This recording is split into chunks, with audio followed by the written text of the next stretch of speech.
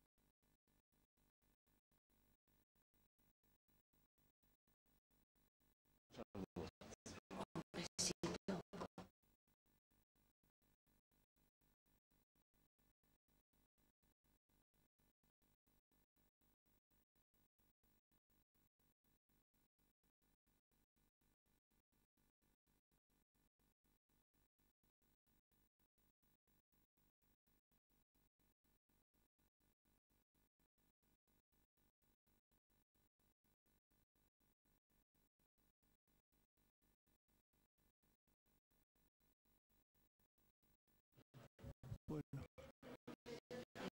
vamos a empezar enseguida el acto de presentación del nuevo libro que publico ahora con el amigo Basilio. Para empezar, les va a tomar la palabra Sol de Diego, que es una vieja compañera mía en estos actos, en la edición de los poemas, que va a recitar un poema que se titula En decasílabo blanco. Este soneto tiene una anécdota.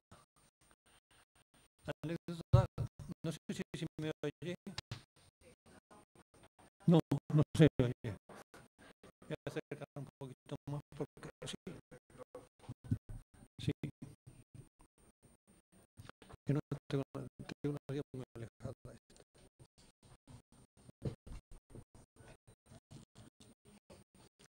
Sí. Entonces le decía que es un soneto que tiene una anécdota. Hace unos años estaba en un congreso calderoniano y salí un momento de la sala y cuando volví sonaban un decasílabo de Lope de Vega. Un decasílabo que sonaba maravilloso en aquella sesión, en medio de la prosa vulgar de la gente. El oír el verso de Lope de Vega era como un encanto, como una magia especial. Y entonces, este soneto que les va a recitar ahora Sol de Diego es precisamente un homenaje al endecasílabo. Es un endecasílabo blanco, es decir, un endecasílabo que no tiene rima. Y el objeto es resaltar la fuerza y la pureza del endecasílabo por sí mismo, la palabra por sí misma. Cuando quieras, Sol.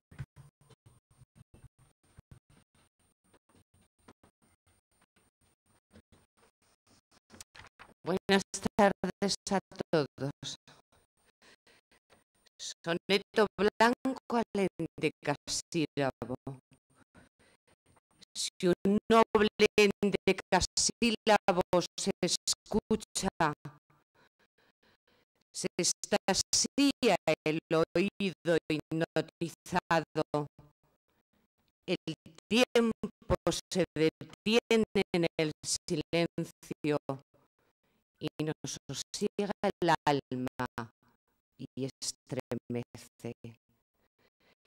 Como nocturnas campanadas suena el trueno azul de sus palabras, mar. Su armonía de números sagrados estalla en sus instantes interiores. Más augusto en los surcos del soneto, fuego entonces su luz arde y se eleva. No necesita imágenes ni rima, ni violenta síntesis, ni semántica, ni melancolía, casi ni argumento.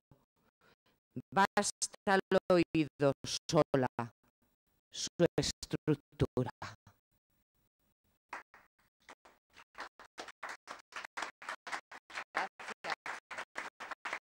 Gracias. Tuve que volver enseguida a hablar, a recitarnos a nosotros los versos más propios del soneto.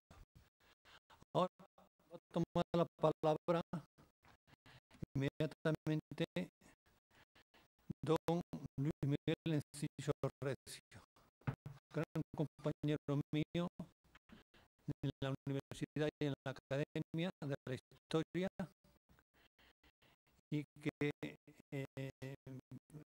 nos hace un gran favor viniendo aquí porque tiene a su mujer enferma y es un marido admirable, está demostrando ser un marido admirable que la cuida más allá de todas las obligaciones que pueda sentir un hombre, y la tiene en palmito realmente.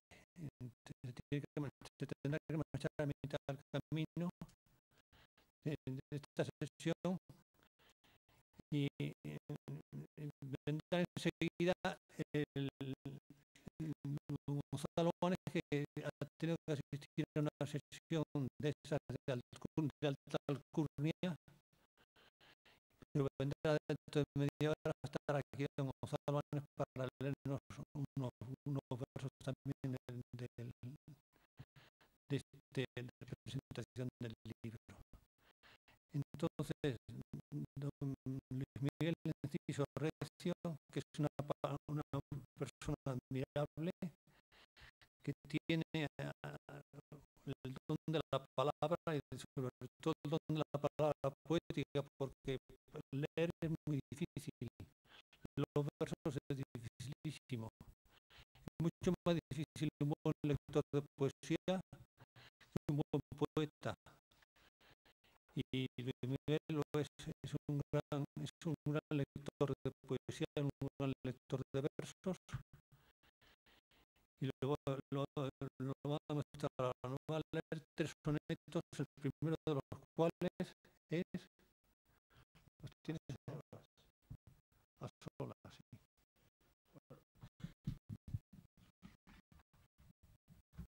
Gracias, Pepe. Queridos amigos, amigas y amigos,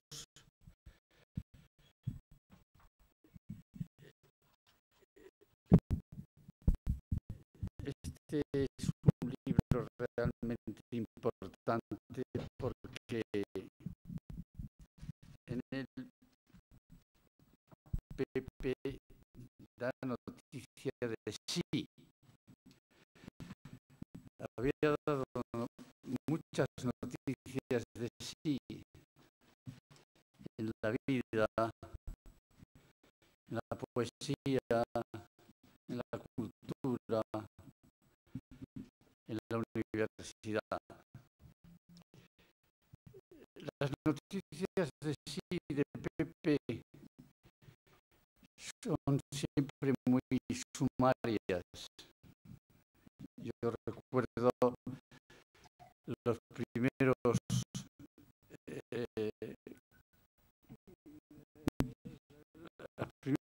catálogos de la Academia de la Historia, donde figura la biografía de los académicos.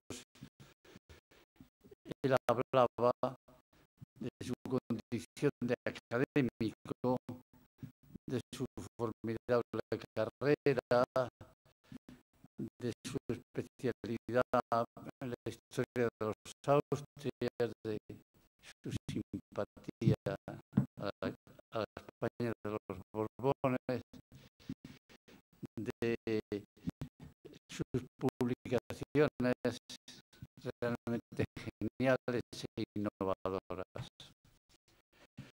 Después fue simplificando esa noticia de sí mismo y en el mismo pequeño documento de la Academia de la Historia se definía como académico de historia, historiador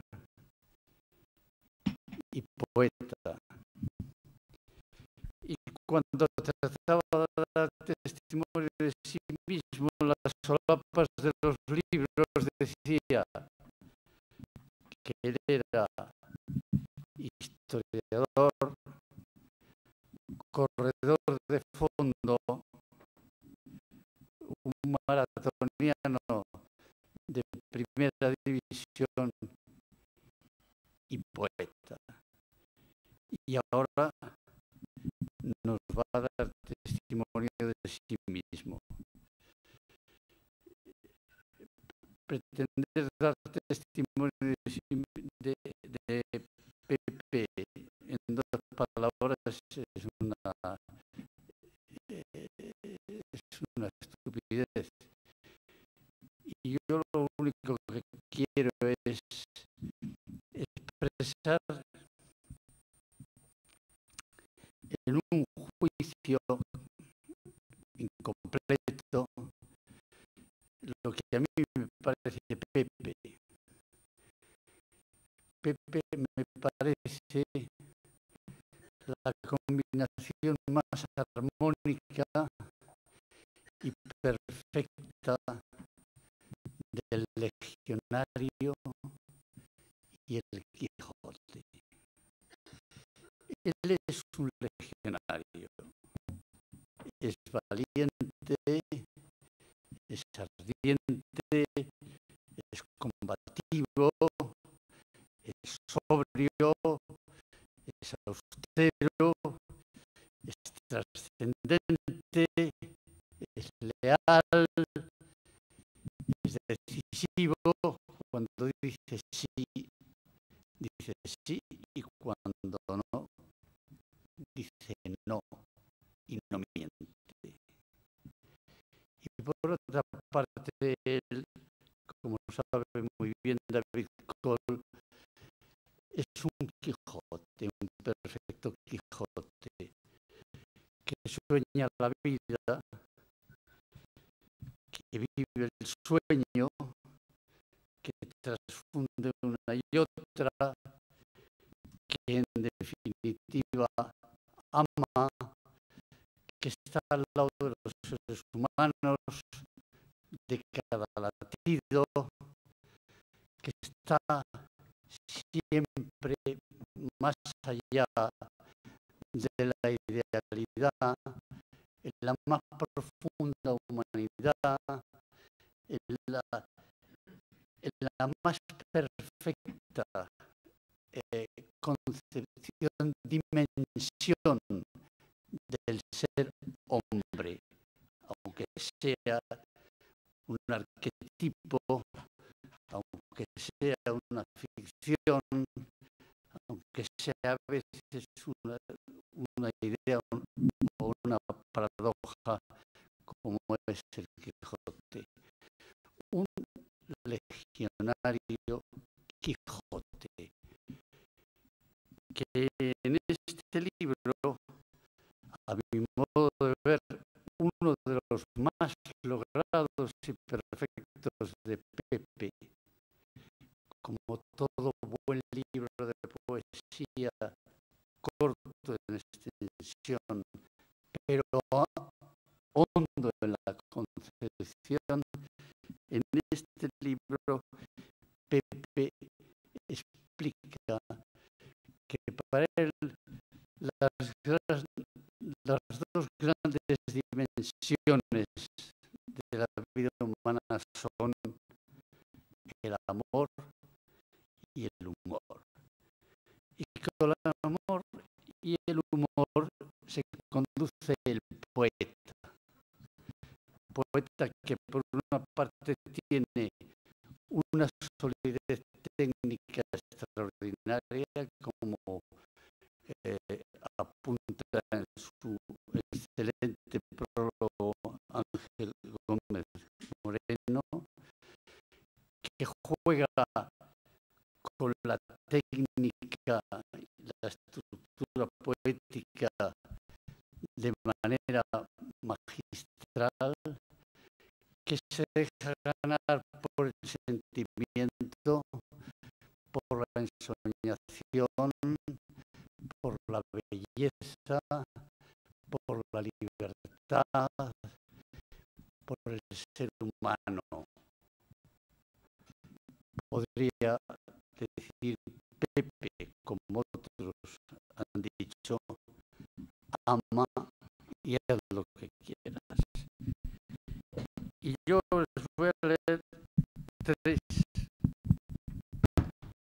poemas que él mismo me ha sugerido y que expresan muy bien lo que yo les explico de Pepe. Por una parte, el dolor de la vida, y con el dolor de la vida, sin embargo, la esperanza de que la vida siga siendo bella siempre. Se titula A solas,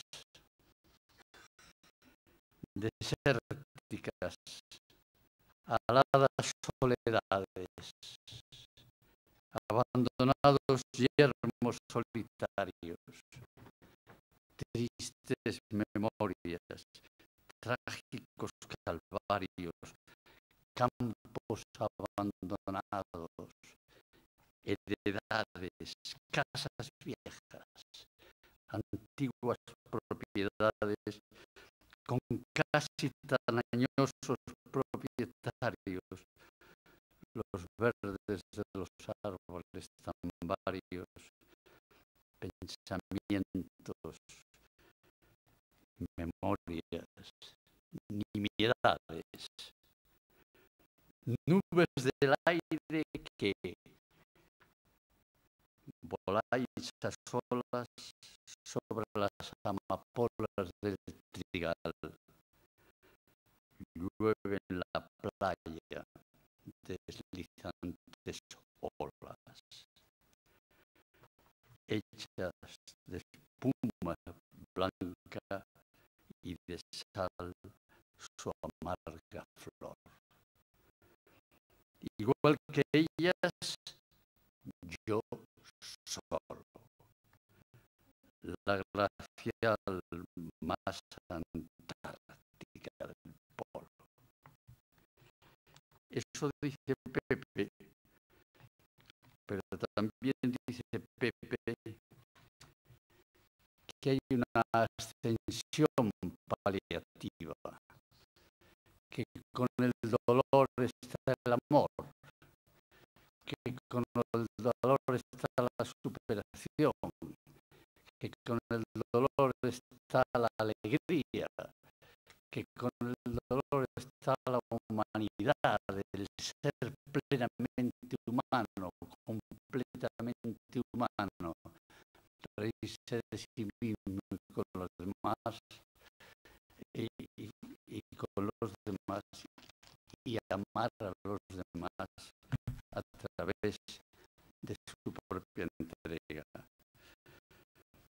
Una ascensión paliativa es la de Pepe. La enfermedad del alma me ha crecido hasta noches de sol que no sabía, y ha profundizado el alma mía alumbrándola, dando más sentido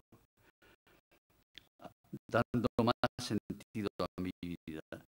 Así que se ha perdido tanto mi carne en fuerzas y agonía. El lumbre me compensa de poesía, y con ella de luz me ha travestido, y alzándome a mayor que nunca altura, donde miro la tierra del tamaño cósmico de escondida miniatura, veo el precio que paga por mi daño. Pues el gasto espiritual lo considero moderado, inclusive llevadero. Y por fin Pepe, a pesar de que parece un hombre escéptico, es siempre y ante todo un hombre esperanzado, porque él ha jugado con las cosas, con las armas, con las palabras, con las ideas, con la vida.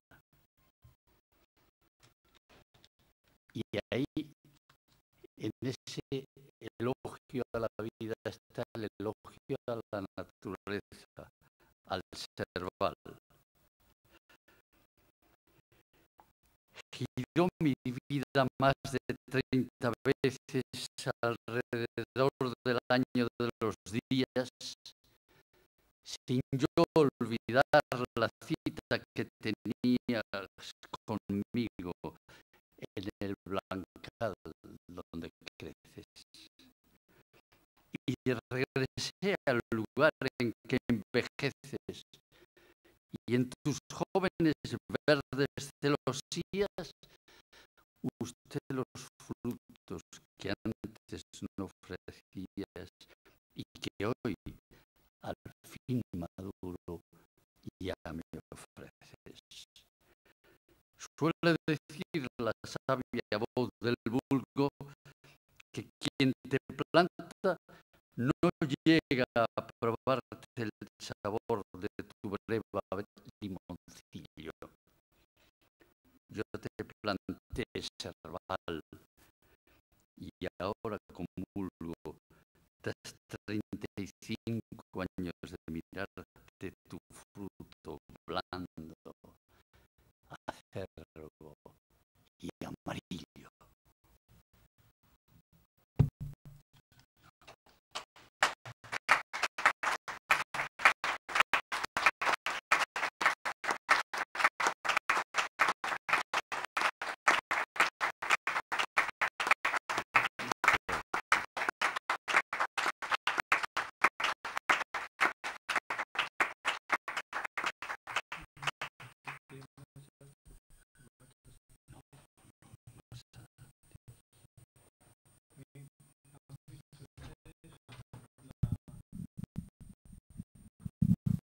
La portentosas calidades que tiene Luis Miguel para decir el verso,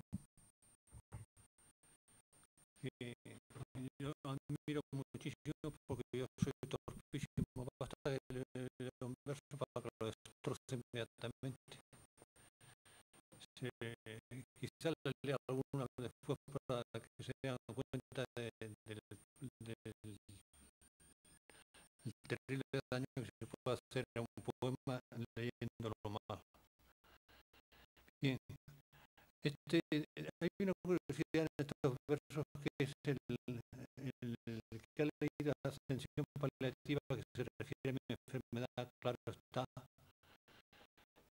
el hecho al que se refiere al final de la palabra, una palabra que es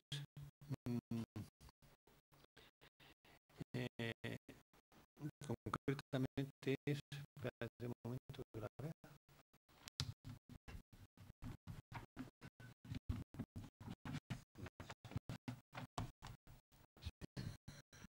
Llevadero. Esta palabra no figura en el original del verso, porque yo los sonetos los rehago, algunos tienen 12, 14 versiones diferentes. Un soneto está en crecimiento continuo, está modificándose continuamente. Esta palabra en principio era cicatero, pero claro, no es una palabra exacta. La palabra exacta era llevadero. Y esto me lo dijo pues un amigo de la academia, Martínez, me dijo, no me gusta esto de cicatero. Entonces ya encontré rápidamente esta palabra de llevadero que lo hace es la adecuada, porque en poesía quiero que no hay más que una sola palabra que se pueda utilizar en cada punto. La palabra es esencial, es la palabra esencial a la que hace falta. Si no, el poema fracasa. Cada una de las palabras, las 100 y pico palabras que forman un soneto, tienen que ser cada una exacta y la precisa, no se puede utilizar otra. Bien, ahora vamos a pasar a otra persona que intervenga ahora, que tenía Gonzalo Banes, pero Gonzalo Banes, repito, que está fuera, así que o hablas tú o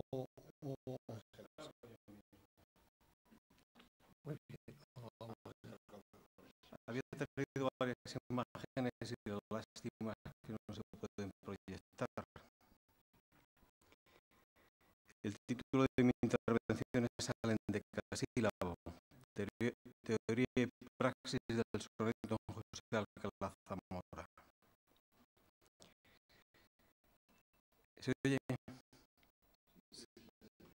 Entre las metáforas heredadas a las que se refiere Robert Curtius en literatura europea y Edad Media Latina, sobresalen dos en particular.